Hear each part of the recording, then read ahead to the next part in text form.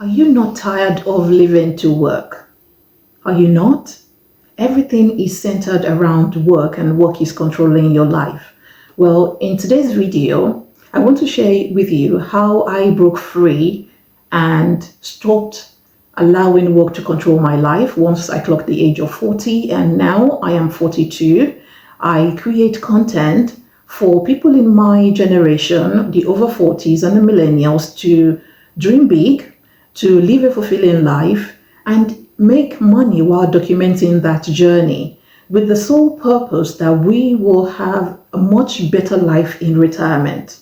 At least we can see how the retired are living.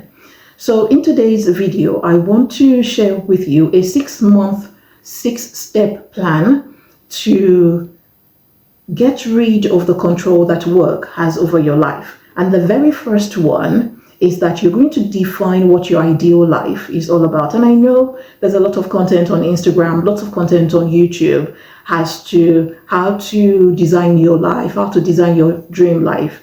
But one thing I want you to know is that if you're not thinking of the life that you want, then society will place its own expectations on you. The life you're living today is as a result of the activities and the thoughts that you had a few years ago, even right up until yesterday. So whether you believe that or not, it is the fact. There is no way around it. It's just the way it is. We all tend to plan according to the way in which thoughts occur to us, and we take steps and actions towards those thoughts in order to bring them to reality. So the life that you're living today stems from the work you've been doing up until this point and the activities that you have engaged in. So for now, I want you to think of a life where you've taken work out of it. It is not work-centered. What does your day look like? I speak to a lot of retired people.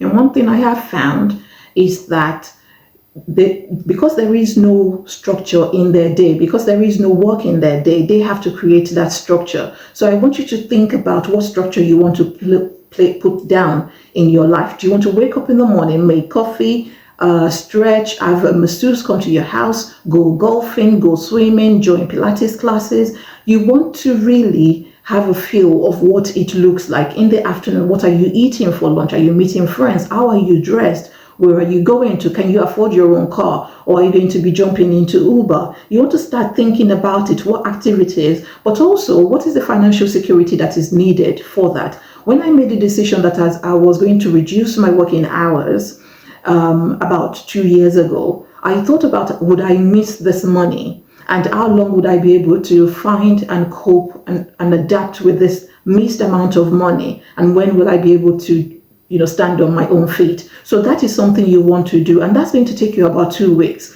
to design your life. Once you're done with that, we move on to step 2 very quickly. You want to reduce work influence on your personal time. You want to make sure that you're not answering emails outside of work. You're not meeting colleagues outside of work unless they're your friends with absolute benefits. You want to start thinking of saying no to extra work, especially those extra work that do not align with where you're going, because now we are trying to live intentionally. We're trying to make sure that we back our actions and our thoughts with intentions. Then you want to start using your breaks for hobbies and activities that fulfill you. You want to start using your own break time for eating, for relaxing. Eat because you are appreciating the nourishment it is bringing to your body, not because you're rushing and you're half-assing your lunch, or you're side looking at your laptop while you're eating. You're not supposed to be working during your lunchtime. So you want to start thinking about that. And step 3 is you want to start a passion project. You're going to try this in month 2 to month 3.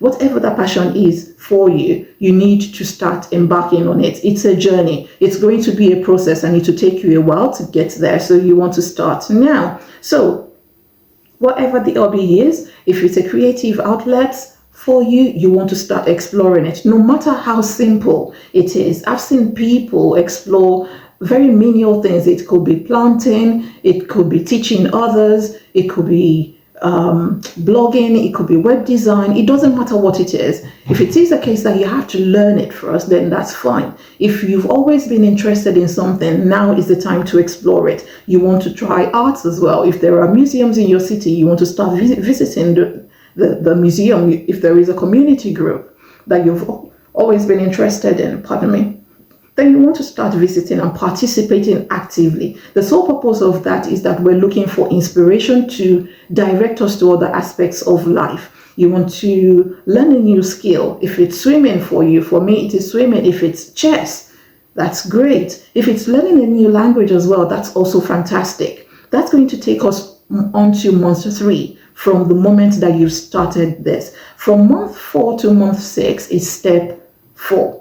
Now, you want to reduce down your hours. You want to go down in part-time, or probably just think about remote working. I know it's quite difficult nowadays to find probably jobs that are fully remote, especially in the UK. I think the Americans tend to have a lot of those jobs available.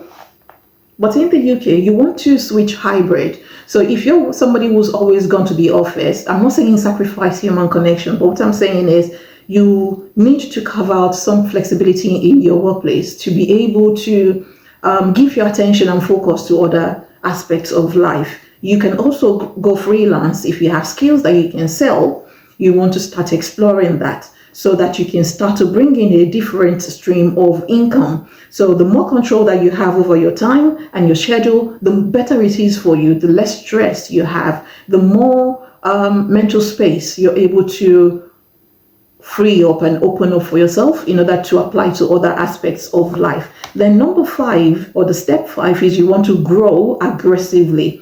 Grow step 4 aggressively. Follow your passion, follow those pursuits, follow that flexibility that you've gained at work. You want to follow them aggressively. You want to start exploring ways in which you monetize your skills and they start bringing money for you. No, please do not follow any of the get rich quick schemes on YouTube. I know those videos are well edited. They are shining, they are glossy, they're great. They're reading off of a script for you and they're making money off of your own attention. Don't do them. Don't do that. Don't give them the power to take hold of your attention. Your attention is what you need to focus on building the life that you love, right? The final step is step 6, and you want to build a non-work identity. And how are we going to do that? We're going to find activities that bring joy, that brings one to a fulfilling life, that opens up your mind and expands your vocabulary in terms of locations, in terms of inspirations, in terms of what you think is possible. I've seen people create lives that they love because they've started to just dream big. I've seen people create content on YouTube because they just know that anything is possible, and you can do that too. And that is why I'm here. I'm encouraging you to dream big, dream what is impossible. What you think is out of your reach is possible. If you can just open up your mind and go wild with your imaginations, everything is possible. It's just about how we go on about it. It's about taking ourselves out of the box. It's about breaking the routine that we have in our day-to-day life. So you want to travel, small and little weekend trips here and there. Remember in one of the videos that I made, I said book a trip. You're not going to go away. Book it. You're not paying for it. Book it. But now, when you become intentional about your actions to design your dream life, now you can actually afford to go away. Yes, you don't have to go out of the country. You can go visiting a new city. You can go to a new town. You can go to a different shopping centers.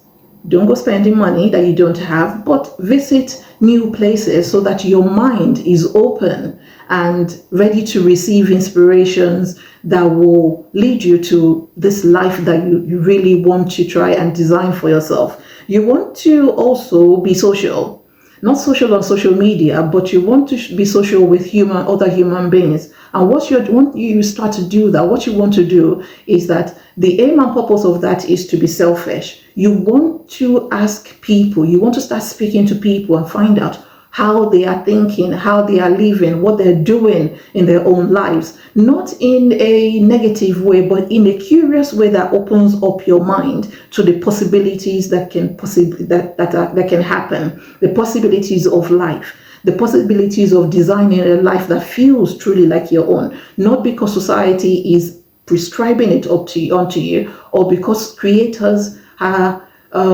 showing you the highlights of what they think looks great, and therefore you are feeding that into your own psyche. No, you want to create a life that is truly fulfilling for you, and it is heartwarming, so that when you sit down and you think within yourself, you would know that this life that you're really living feels truly like your own. You want to spend time with family and friends as well, because no man is an island, and the energy that you radiate will definitely go into your immediate family and friends. You want to also start reading and writing a lot more. Think about books that you've seen recommendations for. You want to explore them, read them once, twice, and take notes, because if you read without taking notes, then that's time wasted. So you want to be intentional about this. When you read, you try and you write as well. Try the morning pages. There are so many journaling prompts and journaling ways of journaling that people are putting out there. Try and explore them. You have to make sure that you have a life that feels rich and meaningful beyond work, so that you don't continue to give work that control over your life. And I know it's particularly difficult for people like us in our 40s, because we've got responsibilities at this point in time. We're raising the children, we're raising the family, we are supporting elderly parents, but this is time to focus on ourselves. So you want to be intentional about it. I hope that you found today's episode or today's video very helpful. And if you did, please do leave a comment down below. I'd like to know what impact it has on you. If you fancy learning more, then you may want to check the next video.